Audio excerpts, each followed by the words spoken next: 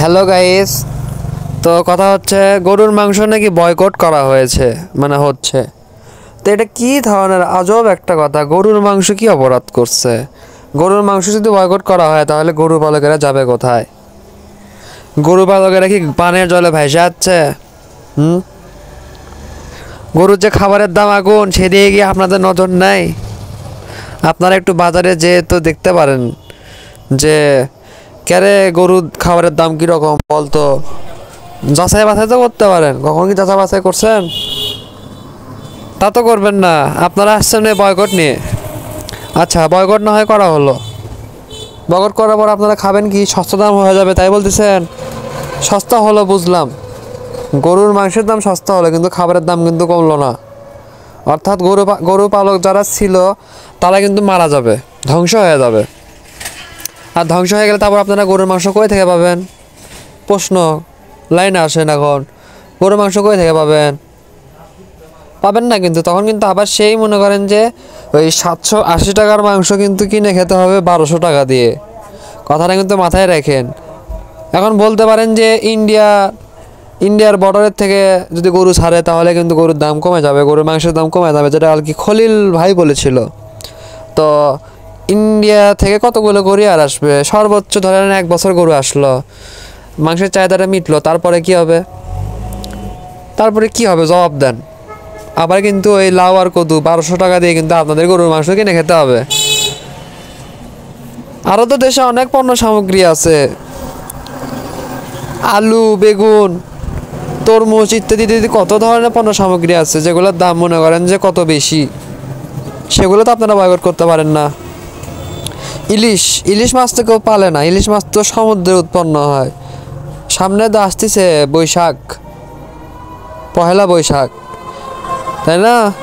ইলিশ মাছ খায়েন, পেট ভরে হাজার হাজার টাকা দিয়ে ইলিশ মাছ কিনে খাবেন। তখন তখন তো আপনাদের টাকা লস হয় না। পরে আছেন গরুর মাংসের দাম কমানোর জন্য।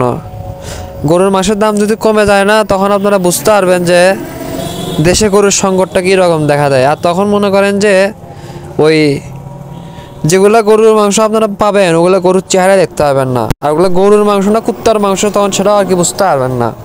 তো আসলে আমাদের দেশের জনগণদের মাঝেই সমস্যা। আপনারা পড়ে আছেন মধ্যবিত্তদের নিয়ে। মধ্যবিত্তরা কি? মধ্যবিত্তরা তো এমনও খেতে পারে না, এমনও খেতে পারে না। মধ্যবিত্তদের নিয়ে তো কোনো কথা বলা লাভ নাই। আলু তো ঠিকই কিনে খাচ্ছে, আলুর দাম কি কম? আলুর দামও তো বেশি। তারপর আরও অন্যান্য যেগুলো প্রোডাক্ট আছে সেগুলো তো কিনে খাচ্ছে, আর পরে আছেন গরুর মাংস নিয়ে। আসলে সময় আসলে বুঝতে পারবেন যে এটা ঠিক হচ্ছে না ভুল হচ্ছে। গরুর খামার মানে গরুর খামারিদের যে কত পরিমাণে কষ্ট করতে হয়, এটা আসলে আপনারা নিজেরা খামার না করলে বুঝতে পারবেন না। গরুর খাবারের যে রকম দাম, এটা যদি আপনারা একটু যাচাই বাছাই করতেন তাহলে আপনারাই বুঝতে পারতেন। আপনারা যদি গরুর খাবারকে বয়কট করতে বলতেন তাহলে বিষয়টা হতো। তাও তো হতো না। গরু আছে, গরু খাবার দিতেই হবে, খাবার না দিলে বিপদ। মানে এমন একটা পর্যায়ে চলে আসছে এখন, মনে করেন যে কিছু কিছু ব্যবসায়িকের জন্য মনে করেন যে আজকে দেশের খামারিদের এখন মনে করেন যে অবস্থা খারাপ হয়ে গেছে। আগে ভুসির দাম কত কম ছিল, আর এখন সেই ভুসি 60 টাকা কেজি। আগে ফিটের দামও কম ছিল, এখন সেই ফিটের দাম 60 টাকা কেজি। আগে বুটের ছোলার দাম কত ছিল, এখন সেই বুটের ছোলার দামও হলো 60 টাকা কেজি। তো প্রত্যেকটা খাবারের যে এত এত দাম। আগে ভুট্টা গুঁড়োর দামও কম ছিল, এখন সেই ভুট্টা গুঁড়োর দাম হয়েছে 45 টাকা কেজি। তাহলে এই খাবারগুলো যে আমরা গরুদেরকে কিনে খাওয়াচ্ছি মাসের পর মাস, আর গরুদের যে কামলা যারা দেয়, মানে যারা পরিশ্রম করে গরুর পিছনে, তাদেরকেও তো মনে করেন যে মাসে একটা বেতন দেওয়া লাগে। আমি না হয় বেতন দিই না, আমার ছোটোখাটো খামার, আমার 2টা গরু মাত্র। তো যাদের 6টা গরু কিংবা 600 গরু, তারা যে মনে করেন যে গরুদেরকে যে খাইতে দেয়, মানে তাদের যে খামারে যে লোকেরা কাজ করে, তাদেরকে যে মাস গেলে যে একটা বেতন দেওয়া লাগে, বেতন, খাবার খরচ সব কিছু মিলায়ে এত এত খরচ করার পরে যদি গরুটা যদি আপনারা যদি 500 টাকা কেজি দরে যদি বিক্রি হয়, না 500 না 450 টাকা কেজি দরে যদি বিক্রি হয়, তাহলে ওই মানুষটা বেঁচে থাকবে? মানে যে গরুটা পালছে তার কি বাঁচার অবস্থা আছে? তার তো মনে করেন যে কাপড় কাপড় সব কিছু গুছায় মনে করেন দেশ থেকে ভাগতে হবে। এত সহজ না গরু পালা। আমি যদি ভুল কিছু বলে থাকি মাফ করে দিয়েন, কিন্তু খুব কষ্ট নিয়ে কথাগুলো বলতেছি। যদি পারেন গরুর খাবারের দাম কমানোর ব্যবস্থা করার চেষ্টা করেন। গরুর খাবারের দাম যদি কমে আসে, গরুর মাংসের দামও কমে আসবে। আর খলিল ভাইয়ের কথা বলতেছেন, উনিও তো হিমশিম খেয়ে যায় গরুর মাংস বিক্রি করতে করতে। উনি যে বলছিল যে ইন্ডিয়ার ওই বর্ডার খুলে দেন, ইন্ডিয়া থেকে যদি গরু আসে তাহলে 500 টাকা কেজিতে গরু বিক্রি করব, সরি গরুর মাংস বিক্রি করবো, কথাটা যে বলছিল উনি। তাইলে আমাদের দেশে যে গরুর উৎপাদনটা হয়, গরুর যে মাংস উৎপাদন হয়, দেশি গরুর মাংস, এগুলো কি আর পাওয়া যাবে? তখন ওগুলা গরুর মাংস খেতে হবে। আচ্ছা খালেন, কতদিন খাবেন? কত মাস খাবেন? বেশি দিন খেতে পারবেন না ভাই, বেশি দিন খেতে পারবেন না। দিন শেষে দেখা যাবে একটা সময় গরুর দাম বাস্তবে 1200 টাকা কেজি হয়ে যাবে। তখন মনে করেন হাতে হারকিন পিছনে বাঁশ নিয়ে ঘুরতে হবে। আমাদের দেশে যা উৎপাদন হয় এই দিকে আপনারা ফোকাস করেন, আমাদের জনগণেদের পাশে থাকার চেষ্টা করেন। পারলে খেয়াল করেন যে আসলে কিসের জন্য গরুর মাংসের দামটা বেশি। এখানে কি মানে যারা গরু পালে এরা কি খুব লাভ করে? এতই লাভ? হ্যাঁ, লাভ ছিল এক সময়, যখন গরুর খাবারের দামটা কম ছিল, বাস্তবে কম ছিল, তখন গরু প্রতি মানুষেরা ভালো লাভ করতো। কিন্তু এখন আর সেই লাভটা হয় না। এখন লাভ হবে যদি গরুর মাংসর কেজি হয় 1200 টাকা কেজি, তাহলে আবার আগের মতন লাভ করতে পারবে। কিন্তু 1200 টাকা কেজি যদি হয় তাহলে কিন্তু জনগণ মানে মধ্যবিত্তরা কিন্তু মাংস কিনে খেতে পারবে না। এটা কিন্তু বোঝা লাগবে। সাধারণ যারা কষায় তারাও মনে করেন আমার হিমশিম খাওয়া যাচ্ছে।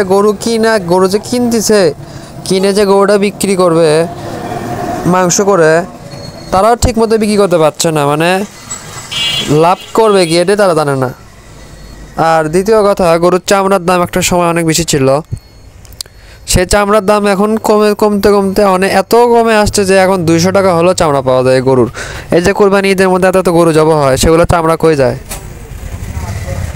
অবশ্যই তো বড় বড় ব্যবসায়ীরাই কিন্তু সব কিছু টন কিনে নেয়, কিনে নিয়ে তারা কিন্তু জুতা বানায়, কিন্তু সেই জুতা কিন্তু 4000-5000 টাকা দিয়ে বিক্রি করতেছে। তো একটা জুতার দাম 4000 টাকা, কিন্তু চামড়ার দাম 200 টাকা। কীরকম সিন্ডিকেট চলতেছে আমাদের দেশে বলেন, আপনারাই বলেন।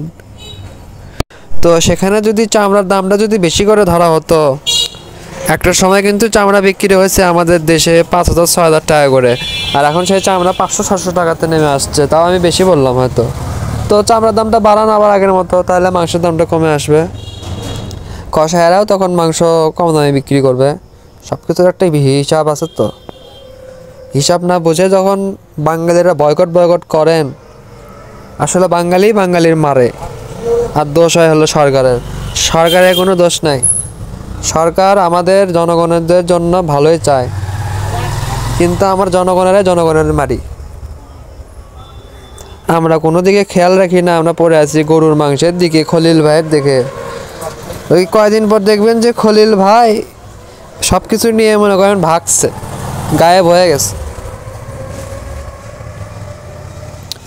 ওই যখন দেখতেছে আর হচ্ছে না, আর সম্ভব না, তখন তো মুখ দেখাতে হবে না, কাউকে মুখ দেখাতে পারবে না, তখন দেখবেন যে দেশ থেকে নাই। কিন্তু যা ইনকাম করছে সে টাকা নেয় গুপি। তো এটাই হলো বর্তমান দুনিয়া। হয়তো অনেক কথা বলে ফেললাম। আর তার মধ্যে হয়েছে বিদ্যুতের জ্বালা। সারা দিনে মনে করেন যে আনুমানিক 10 থেকে 12 বার কারেন্ট যায় আমাদের এই বগুড়া শহরে। হয়তো বেশি বলে ফেলে দিলাম। আজকে সারাদিনে তাও মনে হয় 3 থেকে 4 বার কারেন্ট গেছে আর আসছে। তো কারেন্ট গেলে হয়, আসার আর নাম নাই ভাই।